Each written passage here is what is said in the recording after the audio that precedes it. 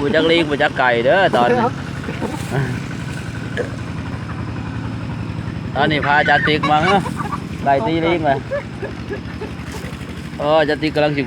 กระลิงเลยตอนนี้ลิงคือแบ่เนาะพี่น้องเอ้ยมีมดเรียกว่าตะลิงโจดนั่นน่ะแบ่เนาะเอาแบะกับพ่อแบะกระลิงมาจับดู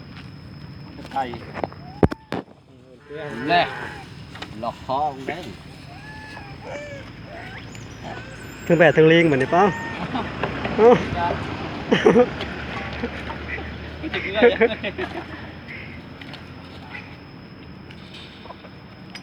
เขามันยังอะไรรอดแบะโอ้ยนี่ไก่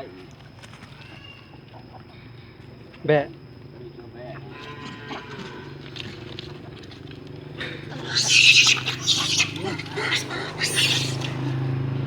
อย่าตีกันเด้ออย่าตีกันเด้อ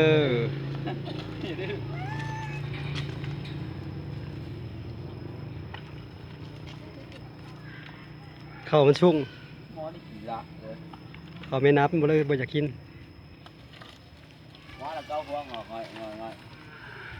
มาแบกก็จะเข้าปุ๊กใครจะกินละกิน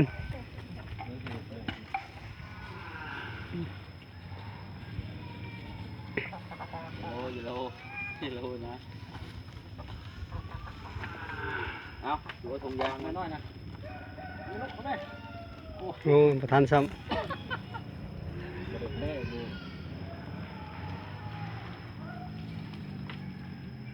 โอ้ยอย่างนี้ได้เดี๋ยวพอมอนี่จะสีรักเลย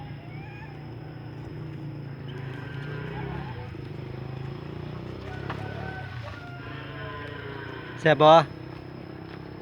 แซ่บบ่กินข้าวนะฮะทำมอนะเลยสร้างทีมเฮ้ยเป็นง่ายกว่าหนูเขาเห็ดบ่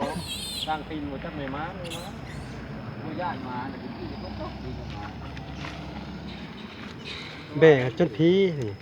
แบ่กับไทยอ่ะครับพอครับได้วันนี้ครับได้กลับก่อนอย่าไปทันมวย